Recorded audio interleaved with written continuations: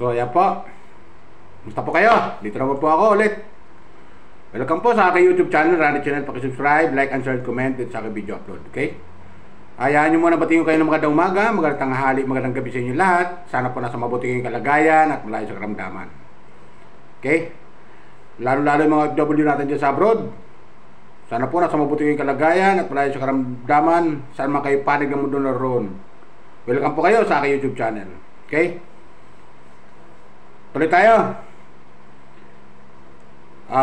Itong upload ko, kapo viewers, ito ay na-upload ko sa isang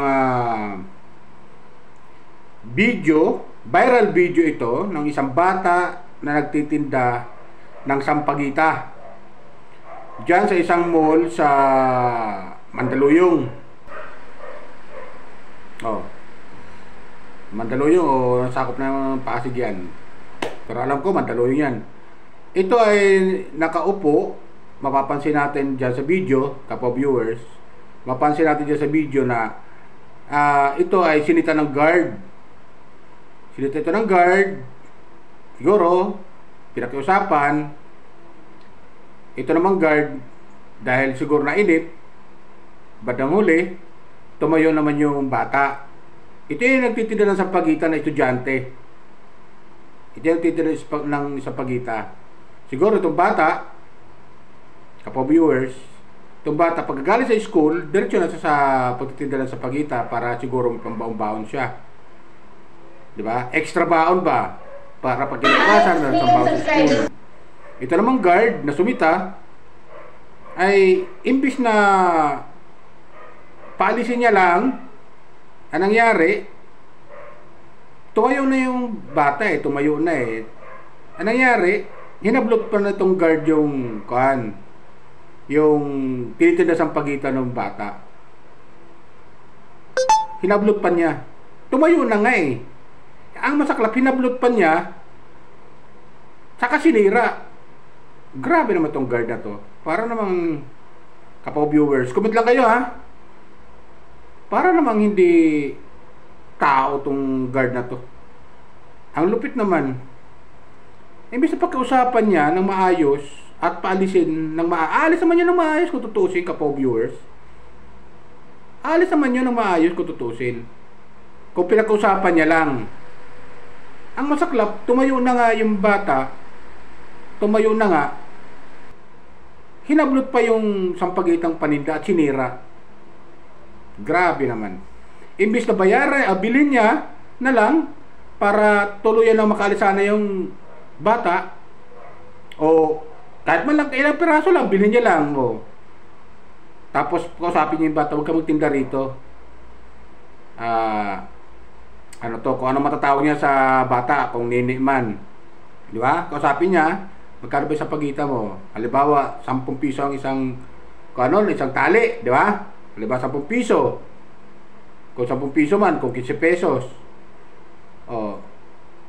Kausapin niya na sa magandang paraan na bawal dito magtinda ng sampagita. Medyo dumistansya ka ng konti. Wag lang dito. Kasi pangit tingnan at mapapagalitan ako. Di ba ganun yun, kapo viewers? Sa pakiusap. Tapos halimbawa di umalis. Medyo kausapin niya ulit. Kausapin niya hanggang sa mapasunod niya. Kunyari, gusto mo tulungan kita magtinda ng pagita, sisigaw ko dyan sa bandang unahan. Basta doon ka lang sa unahan, wag lang dito.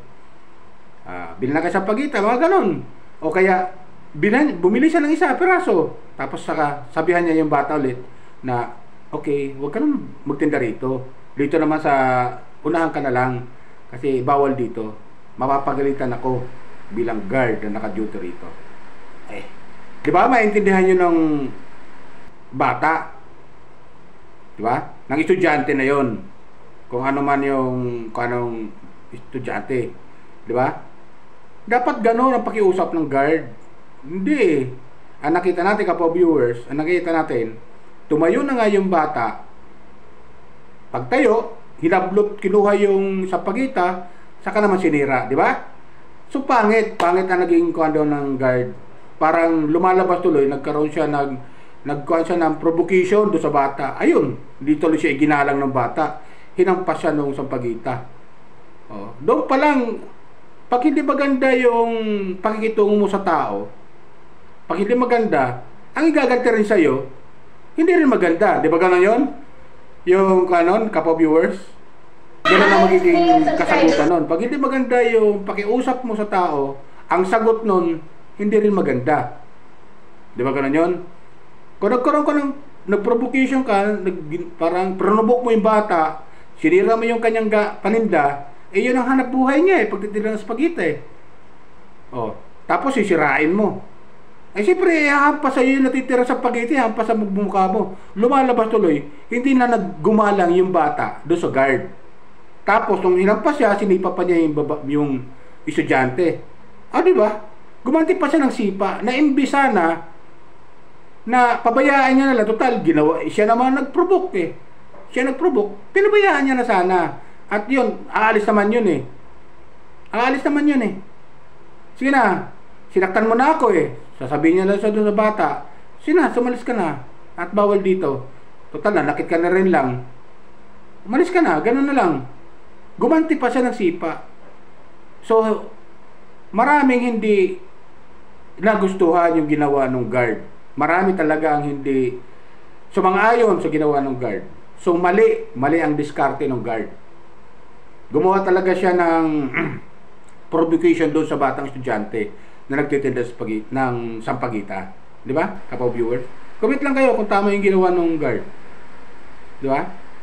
Kasi kung hindi niya hinablot sana yung paninda, total tumayo na, hindi niya sana hinablot yung paninda ng bata, di sana, kahit paano, aalis naman yun.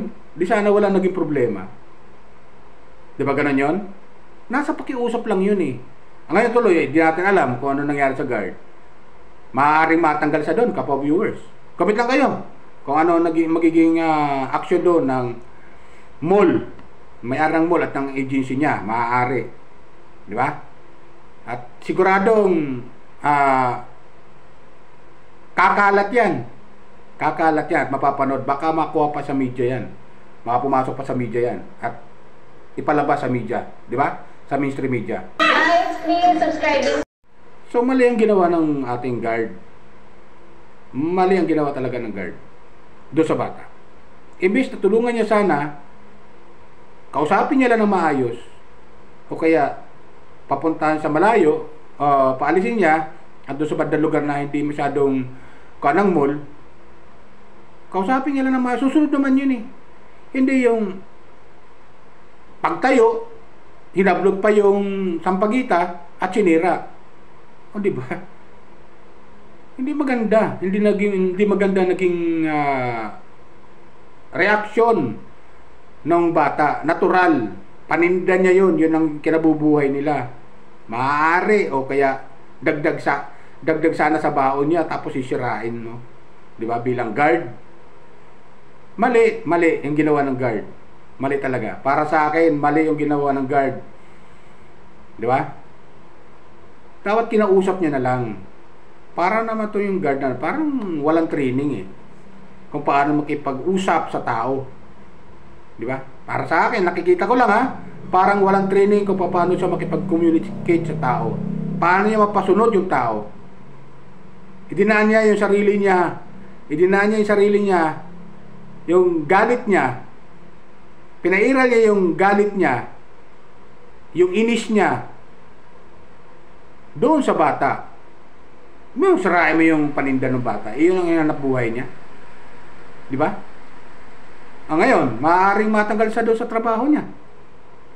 Mas lalong doble ang nawala sa kanya. Di ba, kapwa viewers? Pag nagkataon pa yan, marami mag-recommend doon na mga netizen na tanggalan siya ng lisensya bilang isang security guard.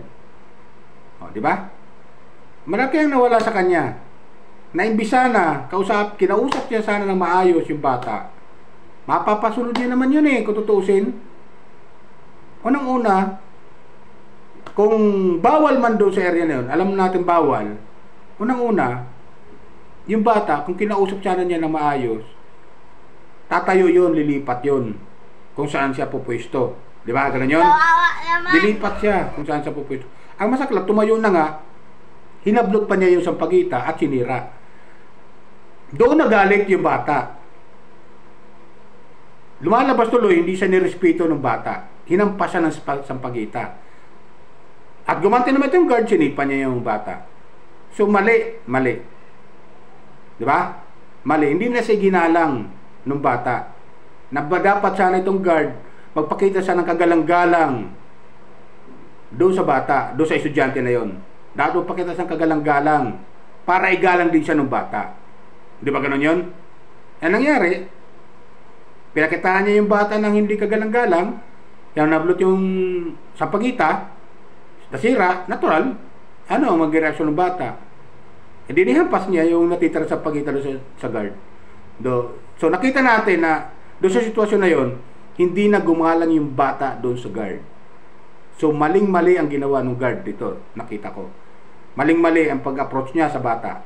Dapat kinausap niya ng maayos, ng mahinhinan. Total susunod naman yun eh. Susunod yun. Nasa pakikiusap lang yun, nakikipag-usap kung anong dapat ang gagawin niya. So nga lang, hindi lang pinairal ng guard yung kanyang pagiging masabi ba natin istrikto ang tawag doon. Hindi naman istrikto yun, yung mga ganong sistema eh.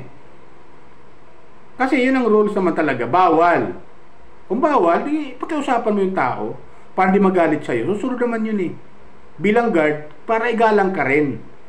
Di ba? Magpakita ka ng kagalang-galang ka para igalang ka rin ng tao. Ayun. Pinakita niya na hindi kagalang-galang siya. Yung paghablot mo ng sampagita, hindi ka nakakagalang-galang. Di ba? Kapag viewers. Ang nangyari, ang balik sa kanya, yun. Hinampas siya ng bata ng sampagita. So, nagkaon sila. Nagkaroon siya ng argumento. Di ba? Kapag viewers. Hindi na siya ginalang ng bata. Kasi hindi siya nagpagalang eh. Dapat nagpagalang muna yung guard para igalang din siya ng bata, ng estudyante. Iyan ang hanap buhay niya eh. Ng bata eh. Pagkagaling sa school, magtitinda siya ng sampagita para dagdag naman kahit pa paano, dagdag ng kita para pag kinabukasan meron siyang baon. O, di ba? So, grabe yung nakakainis para sa akin. Kung iisipin mo, nakakainis yung guard doon. Hindi niya ginrespeto hindi niya ginalang kung ano ang saloobin ng bata. Hindi niya ginalang. Yung hablutin mo yung kanyang paninda, natural bagagalit yung tao. Di ba? May damdamin yan eh. May damdamin. Siyempre nasaktan yung bata, paninda niya yun eh. Tapos sisirain mo. Di ba? Grabe, yung ginawa ng guard. Kaya, yun lang, kapwa viewers. Gusto ko lang i-share sa inyo yung ginawa nung guard na maling-mali talaga. Gusto lang i-share sa inyo na sana gawin din sa bata na pag pinag-usapan tayo sa bata, pag pinag-usapan tayo o sino man, sumunod tayo. At ganoon yung guard, dapat pag nakikipag-usap tayo sa tao, dapat magpakita ka ng kagalang-galang para igalang ka rin ng kapwa mo. Di ba ganoon yung kapwa viewers? Dapat ganoon. Ngayon tuloy, di ka na ginalang ng guard. Di ka na ginalang ng bata. Ikaw guard, di ka na ginalang. So pangit tingnan sa isang guard na hindi gagalang ng isang tao. So pangit, di ba? Dahil hindi maganda ang pakikipag-usap mo sa tao, ang balik sa'yo, ayun. Nangyari, sa ginawa niya, maaaring matanggal siya sa trabaho niya bilang guard. Paano ang kanyang pamilya? Paano kung may mga anak pa siya na nag-aaral? O, di ba? Apektado lahat yun. Kaya dapat di siya nagpadalos-dalos itong guard na to. Hindi siya nagpadalos-dalos dapat sa ginawa niya.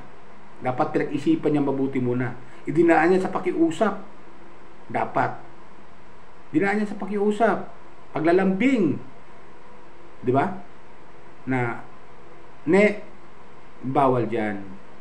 Doon kayo sa unahan, Huwag dito, banda. Kasi bawal dyan. Magdaanan ng tao, maaaring masagi ka ng ibang customer dyan, pababa.